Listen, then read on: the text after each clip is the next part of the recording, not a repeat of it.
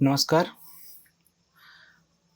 आइए देखते हैं हिंदी भाषा के कुछ महत्वपूर्ण प्रश्न जो पूछे जाएंगे आगे आगामी परीक्षा में, जूनियर टेट में, यूपी टेट, सी टेट या अन्य प्रतियोगी परीक्षाओं में। तो आइए हल करते हैं, उसके बाद बात करते हैं। पहला प्रश्न है, हवा, वायु, पवन, समीर कैसे शब्द हैं? हवा, वायु, पवन, समीर कैसे शब्द हैं? तो ये हैं समानार्थी शब्द, क्योंकि बराबर हैं, दोनों का एक ही अर्थ होगा। दिए गए 4 विकल्पों में सही युग्म अर्थ का चयन कीजिए।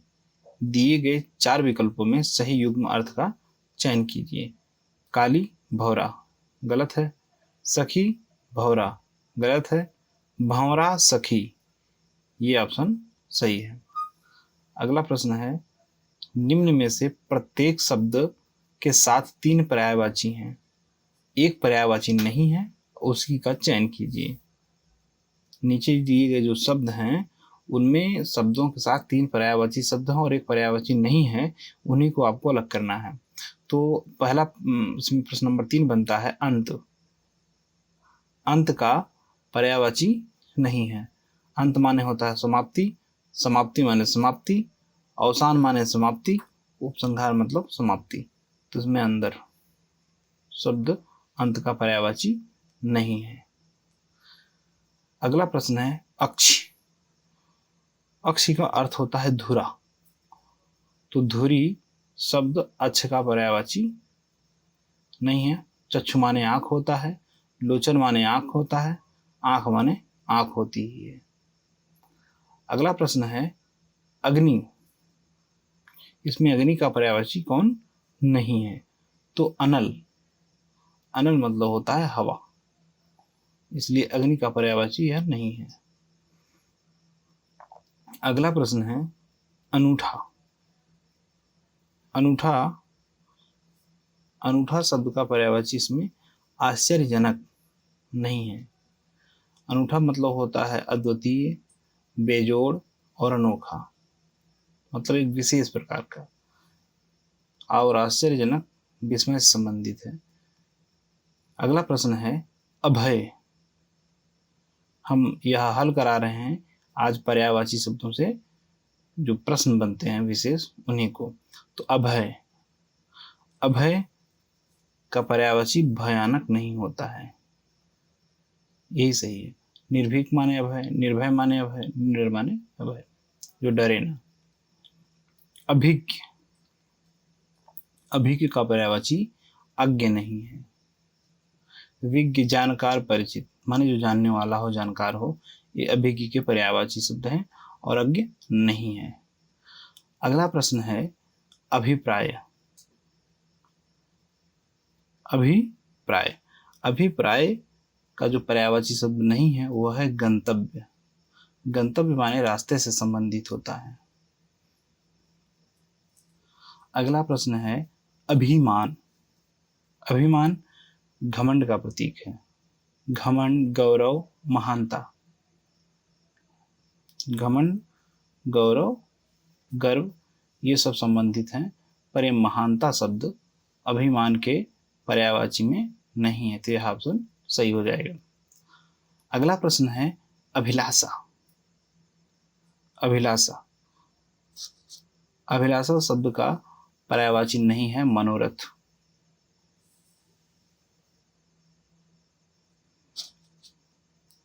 आकांक्षा, कामना, और यहाँ एक था वासना, ये ऑप्शन सही था, यहाँ गलत हो गया है मिसप्रिंट के द्वारा। अगला प्रश्न है अभिवादन। अभिवादन का अर्थ होता है प्रणाम, नमस्कार, नमस्ते, मतलब किसी को प्रणाम करना, नमस्कार करना, यह अभिवादन के अंतर्गत आता है, पर साक्षात्कार नहीं है, अभिवादन के अंतर्गत यह पर्याय नहीं होगा। अगला प्रश्न है अमृत। अमृत शब्द का पर्यायवाची कौन सा नहीं है? तो वह है अंबुज। अंबुज,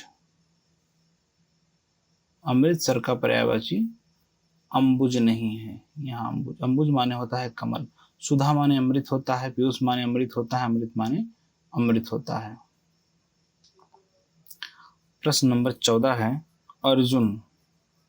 अर्जुन शब्द का पर्याय नहीं है। पार्थ का अर्थ होता है अर्जुन, धनंजय शब्द का होता है अर्जुन, और भारत शब्द का होता है अर्जुन। पर जनार्दन शब्द भगवान श्री हरि विष्णु या श्री कृष्ण से लिया गया है। जनार्दन यह पर्याय नहीं है। अगला प्रश्न है अवज्ञा। अवज्ञा का मतलब होता है किसी की आज्ञा को न मानना। तो वह है अनादर, यह भी सही है। अपमान, यह भी सही है। तिरस्कार, यह भी सही, जो अवज्ञा करने के अंतर्गत आता है। पर आज्ञा शब्द अवज्ञा के अंतर्गत नहीं आता है। आज्ञा का ये विलोम हो गया। अगला प्रश्न है अश्रु। अश्रु मतलब आंसू, जो आंखों से निकलता है। तो उसमें आंसू गैस नहीं होगा इसका पर्याय। बाकी तीनों आंसू के पर्यायवाची शब्द हैं। अगला प्रश्न है अश्व। अश्व शब्द का कौन सा पर्याय नहीं है? तो वह है तुरग। तुरग जो है अश्व शब्द का पर्याय नहीं है। बाकी कुंजर माने हाथी, तुरंग, सैंधव सही है, तुरग नहीं है।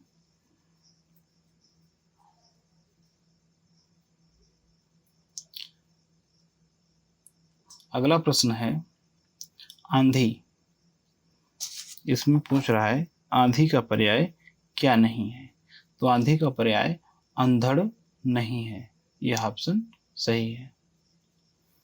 अगला प्रश्न है आश्चर्य। आश्चर्य में कौन सा इसका पर्याय नहीं है? अचंभा का मतलब ही आश्चर्य होता है। अचरज का मतलब आश्चर्य है। विस्मय का भी मतलब आश्चर्य है। विडंबना एक ऐसा शब्द है जो अलग है आश्चर्य से। तो आश्चर्य का जो विलोम है पर्याय है वह विडंबना नहीं होगा, इसलिए कथन सत्य है। अगला प्रश्न है इंदिवर। इंदिवर का पर्याय इसमें से कौन नहीं है? तो है नीरद। नीरज जो है इंदिवर का पर्याय नहीं है। इंदिवर का मतलब होता है कमल। नीरज माने कमल। राजीव का अर्थ होता है कमल। उत्पल का अर्थ होता है कमल, जबकि नीरद का अर्थ होता है बादल। अगला प्रश्न है ईर्ष्या। ईर्ष्या का इसमें जो पर्याय है नहीं है वह है मत्स्य। मत्स्य का होता है मतलब मछली से। मत्स्य का तात्पर्य मछली से है। जबकि ईर्ष्या जलन को भी कहते हैं, मत्सर को भी कहते हैं और डाह तीनों को कहते हैं। यही मत्स्य जो है ईर्ष्या का पर्याय नहीं है। अगला प्रश्न है ईमानदार। इसमें पूछ रहा है कि ईमानदार का पर्याय कौन सा नहीं है? तो ईमानदार का पर्याय नहीं होगा आज्ञाकारी। जो सत्यनिष्ठ है उसे ईमानदार कहते हैं। सत्यपरायण है ईमानदार कहते हैं। निष्कपट है वह भी ईमानदार की श्रेणी में आता है, जबकि आज्ञाकारी ईमानदार की श्रेणी में नहीं आता है। उत्पत्ति। उत्पत्ति का पर्याय कौन सा नहीं है? किसी चीज का उद्भव होता है तो वह भी उत्पत्ति के अंतर्गत आती है। पैदाइश उत्पत्ति हुई, जन्म उत्पत्ति हुई, पर आविष्कार का तो निर्माण हुआ है, इसलिए आविष्कार शब्द सही है। अगला प्रश्न है कंचन। कंचन का पर्याय इसमें से कौन सा नहीं है? तो इसमें कंचन का पर्याय नहीं है, तो वह है विश्वरूप। विश्वरूप कंचन का पर्याय नहीं है। अगला प्रश्न है कंज। कंज का पर्यायवाची नहीं है कंचा।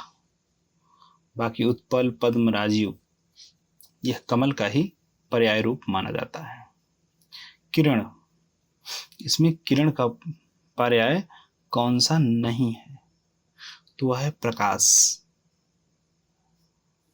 रश्मि माने किरण, अंशु माने किरण, मयूख माने किरण। प्रकाश जो है पर्याय नहीं है किरण का। कुत्सित। कुत्सित का प्रयोग पर्यायवाची क्या है? तो कुत्सित का पर्यायवाची निकम्मा नहीं है। बुरा कुत्सित की श्रेणी में, निंदित कुत्सित की श्रेणी में, निकृष्ट कुत्सित की ही श्रेणी में आएगा, और निकम्मा नहीं आएगा। अगला प्रश्न है कृतज्ञ। कृतज्ञ का जो पर्याय नहीं है वह है अनुग्रहित। कृतघ्न।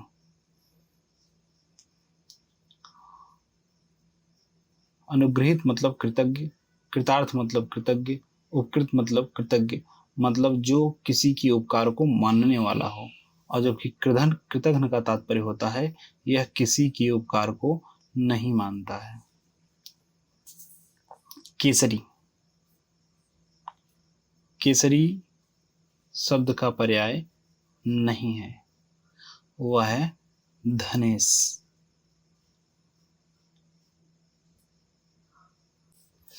अगला प्रश्न है खंजन। खंजन का पर्याय नहीं है तो वह है मृग।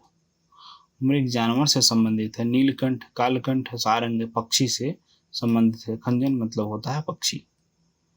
गंगा। गंगा का पर्याय नहीं है तो वह है सरस्वती। सरस्वती गंगा का पर्याय नहीं है। भागीरथी, मंदाकिनी, सुरसरी ये सब गंगा का ही पर्याय रूप है। अगला प्रश्न है छपा।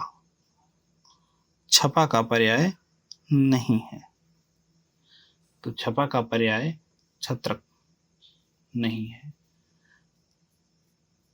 आपको बहुत बहुत शुक्रिया। कृपया चैनल को सब्सक्राइब करें अगर हमारा वीडियो अच्छा लगे तो। धन्यवाद।